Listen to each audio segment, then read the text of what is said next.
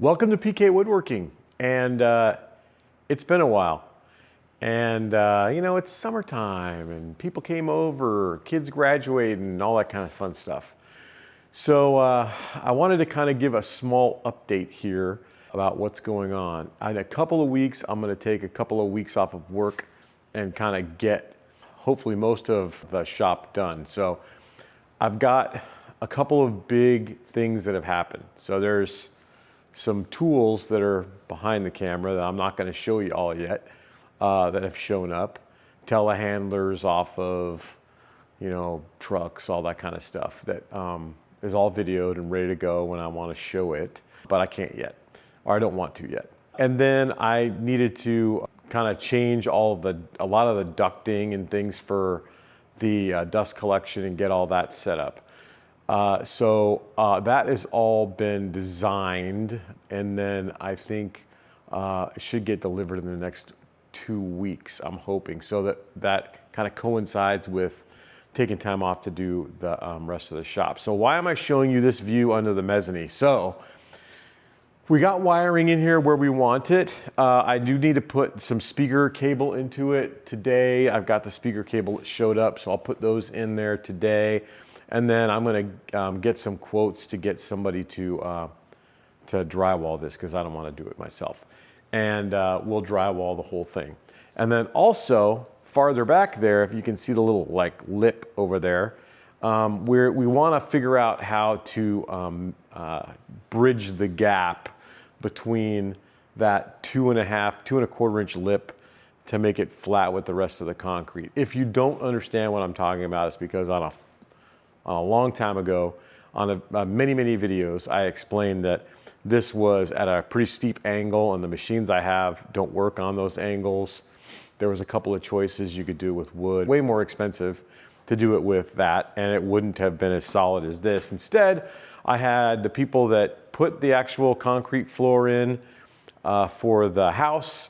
I found out the concrete person that did it, and I had him come back out here, put in some fill, because at the bottom it's almost a foot difference between level and the slope that they had, and then pour 6,000 psi concrete on the rest of this. So it's amazing. It's going to be great for the shop, never to be a actual garage, because you really can't pull in a car when there's a foot lip in the front. It cracks up all my neighbors because they think I have like a loading dock at the front. But that's where it stopped, because the aggregate that's in the concrete can't really be poured any thinner than like 2.25 or something like 2.5 inches thick.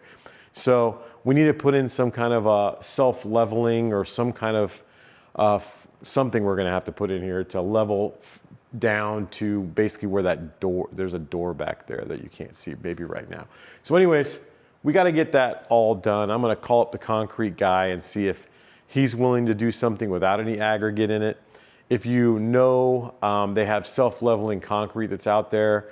Sika makes it, Ready Set makes it, a bunch of different people make it, but it's not meant to be a final level anywhere. So there are companies that make some that are self-leveling that are meant to be final, but they seem like they're more difficult to pour than even those other ones that people say are difficult to pour.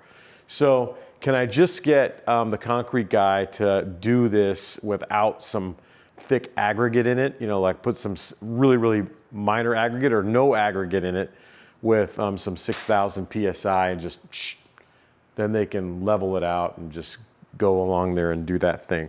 My new setup is going to have the dust collector along the back wall, and you can kind of see back there that there's a heater back there, and the heater has an expansion tank on the wrong side.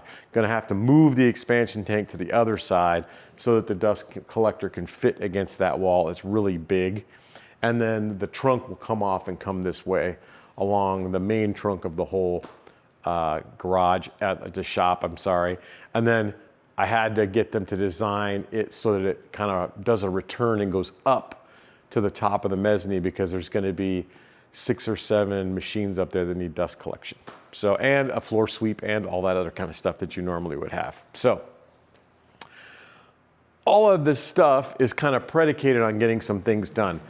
Gonna also redo how I set up the phase converter and all that kind of stuff. So I got a lot of stuff to do during that 2 weeks that I'm taking off. It's gonna be a ton of different things to get accomplished.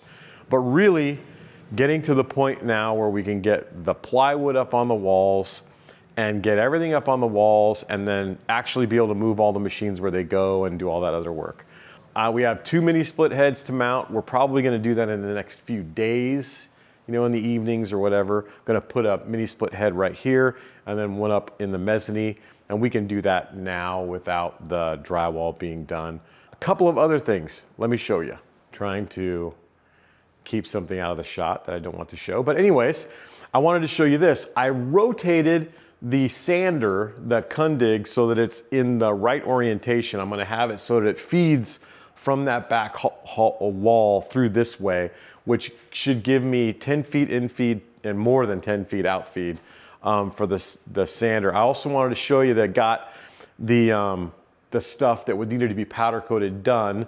So the doors that are on either side, I got powder coated in what I would call, if you bought this back in the day, many of them came traditionally with these like bluish colored like side panels like this. And so when he did the work, I just had him match that color to do that. I do need to clean up the panels on here, do a little cutting and buffing to get this to look a little newer, but you know, it'll take me a half hour, an hour, whatever to get that accomplished. But it's looking much better. The infeed and the outfeed like things look amazing. They were beat up if you saw them before, and now they look really good. Still mounted on 2 4x4s because when Kundig does finally come out here and get this to work for me, if it has to be moved, it's easier to move it with than on those 4x4s. And then after that, the leveling feet and the pads are right here, and I'll mount them underneath them. So should be easy enough. This back wall back here isn't really going to be very useful for me. I'll probably put some storage or something up here, most of it. Those rolling carts will end up being in different parts of the shop, although that beige color Vidmar cabinet is going to go up against the wall over there. So yeah, because now that I'm changing where the dust collector goes, it'll fit there and be out of the way. Okay, the reason why it's not going to be very useful is because there's actually, this is where the actual elevator is going to be for the mezzanine. We started to build the beams that are going to be here. So there's going to be those beams back there in the back. There'll be another 2 beams that'll be here in the front, and then a whole structure that all gets put together. And the idea is that the cart and whatever you would need to put to go up on there can fit from this side and go up. It's meant to be able to fit my like Randgate cart, which is the size of like any other cart that you'd buy, like the ones that are from Felder and whatever. They're all similarly the same size.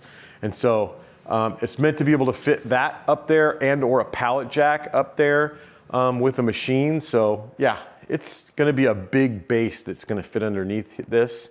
And yeah, quite the engineering marvel, I think, when it's all said and done. And I guess back to a couple of updates. I sold the other wide belt sander, which is awesome.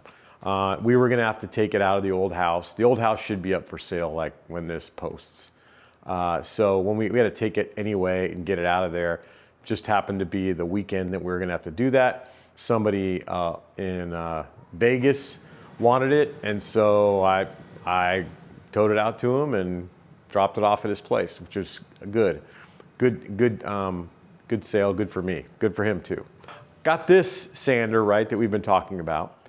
Sold my, I sold my Felder Format 4 Profile 45 shaper, and I sold my Felder RL200 dust collector. And I sold the dust collector because it wasn't big enough to be able to handle this wide belt behind me that has 2 7-inch dust collection ports.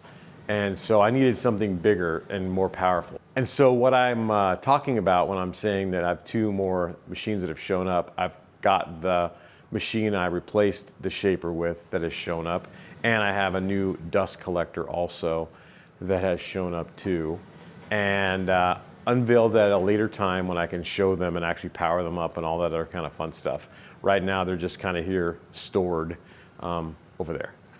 Okay, so all kinds of other stuff going on too. Like I said, I ordered all the ducting. I ordered some lighting, some pendant lights to put in the area that has no ceiling, that'll be above where the joiner planer combo is, and then also where the frame press will be. Don't need as much light there, but I do want good light there, and so I ordered those. I ordered all of the cable trays. So many of you know that I've been talking about this for a while. I'm not putting in 3-phase or 220 drops everywhere.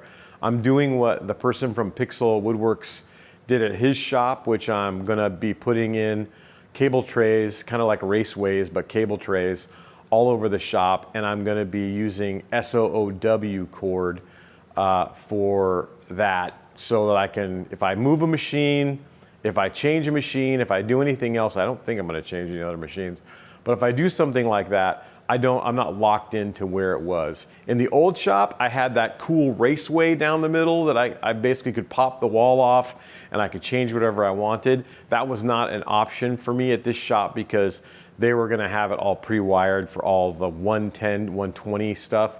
So it just wasn't gonna work that way. So I decided to work it his way. Hang on and I'll show you what I got from eBay. These Hubble connectors are so overkill, so ridiculous.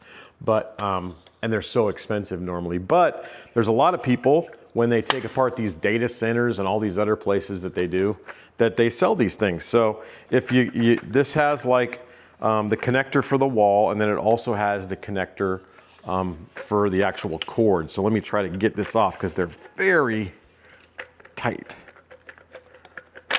Okay, there we go. So you'll see these connectors are all good for 60 amps, I believe. Yeah, I think these are all good for 60 amps. This is the part that I got, the latest part I got from eBay. So this is the receptacle part. And so they came with the box. They came with an aluminum mount right here to mount this to the box. And so those are all gonna be on the wall behind me, lined up across, you know, in like order. And then these will go into them like so, and they lock in with this ring right here so that tightens up on it, and they're waterproof, etc. So that means they're dust proof. And then all of those SOOW cords will come off of that, and there's strain reliefs on every one of these things, so no worries there. Will come off of that, go up into the cable trays, and there's actually on the cable trays, you'll see there's these reliefs that come out to let the cord kind of hang appropriately. And then we'll have connections like this on the other side, I believe, going to the machines as well. So super overkill. However, they work so much better than the twist lock stuff that I had before. These are just far superior connections and what everybody uses out in the industrial world. And you put it on, and then it's got like an actual screw-on thing. So now it is locked, and then the cover goes down on top of this, kind of like the same way a trailer, the wiring for a trailer has the same thing. The little lip comes down and blocks it so it can't pop out. But yeah, super amazing. So that'll be part of all the wiring that'll happen when we get to that point. So lots of great stuff. Hopefully I can send some videos in the next couple of weeks for, but I just wanted to put something out there just to show you I'm alive and we're still working on this thing. So thanks for hanging around, and subscribe if you haven't subscribed, because more stuff's coming, and appreciate you spending some time with this, and we'll keep more coming.